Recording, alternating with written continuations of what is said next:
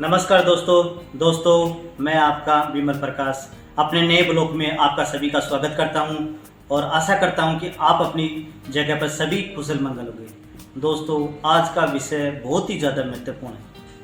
इतना ज़्यादा महत्वपूर्ण है कि इसकी चर्चा करें तो भी अच्छा है और इसकी चर्चा न करें तो भी ज़्यादा अच्छा है। क्यों? पहले बताता हूँ अच्छा क्यों नहीं है। अच्छा तो इस वजह से नहीं है दोस्तों, गुजरी हुई बातों को याद करना बहुत ही ज़्यादा दुखदायी होता है। इतना ही दुखदायी होता है कि उस पीड़ा को याद करना बहुत ही ज़्यादा मुश्किल होता है भुलाने के लिए। और चर्चा करना इतना ज़्यादा ज़रूरी होता है और अच्छा इसलिए होता है कि कभी भी भविष्य में ऐसी विकट परिस्थिति आए तो उसके लिए हम तैयार रहें और लड़ने के लिए तत्पर रहें। दोस्तों, वो थी कोविड-19 का जो समय जो निकला और निकलने के बाद में क्या स्थिति पैदा हुई, आज उसी की चर्चा मैं आप सभी के सामने करना चाहता हूँ। करना इसलिए ज़रूरी हो गया कि मैंने काफ़ी मेरे दोस्तों से और कभी रिश्तेदारों से काफ़ियों से मेरी बात हुई। उन्होंने सभी ने इसके बारे में एक विचार आपके समक्ष रखने का सुझाव दिया। दोस्तों, कोविड-19 2019 के अंत तक एक वैश्विक महामारी फैली।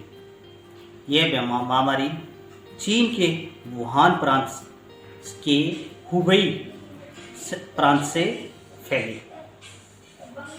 वहाँ पर निमोनिया के लक्षण और सांस लेने के लक्षण वहाँ के स्वास्थ्य अधिकारियों ने पाएगा। स्वास्थ्य अधिकारियों ने ऐसे मामले काफ़ी दर्ज होने पर इस महामारी की एक चर्चा की। देखते ही देखते महामारी इतनी ज़्यादा भयंकर थी दोस्तों कि संभव नहीं है किसी से चर्चा करना। बहुत ही तेज़ी से फैलने लगी। पूरे संसार के अंदर यह महामारी बहुत ही रफ्तार तरीके से फैल गई। फैलते फैलते भारत में भी यह स्थिति देखने को मिली। सबसे पहले 30 जनवरी 2020 को चीन के वुहान शहर से एक छात्र भारत के केरला राज्य के त्रिशूल शहर में आता है। ये पहला मामला था और 11 मार्च को कर्नाटक शहर में एक व्यक्ति की कोविड-19 से मृत्यु हो जाती है। देखते ही देखते मामले काफ़ी बढ़ गए। बहुत ही मामले तेजी से रफ्तार से बढ़ने लगे। बढ़ने की वजह से देश के श्रीमान पीएम साहब ने 19 मार्च को जनता कर्फ्यू का ऐलान किया गया कि 22 मार्च को सभी व्यक्ति अपने अपने घर पर सुबह 7 बजे से लेकर 9 बजे तक अपने घर पर रहेंगे और जनता कर्फ्यू का पालन करेंगे। जनता कर्फ्यू बहुत ही शांतिपूर्ण तरीके से और बहुत ही ज़्यादा सक्सेसफुल तरीके से रहा। WHO ने इस महामारी को इस बहुत ही ज़्यादा भयंकर महामारी बताया। देखते ही देखते ये काफ़ी देशों में, अमेरिका, ब्राज़ील, रूस, पेरू, काफ़ी देशों में भारत के साथ रफ्तार से कोरोना महामारी के कोविड-19 के मामले बढ़ते रहे। कोविड-19 के मामले इसी रफ्तार से बढ़ने के कारण श्रीमान पीएम साहब ने 24 मार्च को रात को 8 बजे लॉकडाउन का ऐलान किया। सभी को अपने घरों पर और जहां पर भी है रहने के लिए ठहरने की सलाह दी, क्योंकि सामाजिक दूरी ही इस महामारी का सबसे बड़ा इलाज था। सब जगह एक सन्नाटा सा फैल गया। वो सन्नाटा जैसे कि शोले फिल्म का एक बहुत ही सुप्रसिद्ध डायलॉग था, इतना सन्नाटा क्यों है। उस फिल्म में वो सन्नाटा बहुत ज़्यादा भयंकर बताया गया था, लेकिन उस फिल्म के सन्नाटे से भी भयंकर सन्नाटा कोविड-19 का था। ऐसा सन्नाटा था कि हर तरफ इस महामारी के चलते हुए लाशों के ढेर बिछ गए। लोग अपनों से बिछड़ने लगे।